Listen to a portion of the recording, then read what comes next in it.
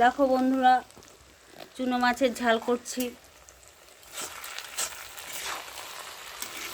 কাঠের আগুনে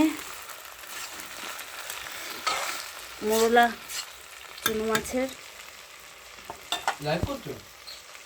হ্যাঁ, ধনে পাতা দিয়েছি এতে। মাছ আগে ভেজে রেখেছি আর গাঁটি কচু ভালো করে কুচি কুচি করে কেটে, আলু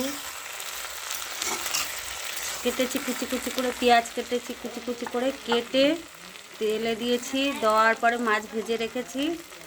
ভাজার পরে আলু ভালো করে ভেজে নিয়েছি, একটু রসুন বাটা দিয়েছি, একটু কাঁচা লঙ্কা বাটা দিয়েছি। দেওয়ার পর ভালো করে ভেজেছি, তারপর মাছ দিয়েছি, এতে একটু ধনে পাতা দিয়েছি। দেওয়ার পরে মাছ চচ্চড়িটা তৈরি হয়ে গেছে। কাঠের জালে করলাম। কেমন হলো শুভ দুপুর বন্ধুরা, একটু জানিও।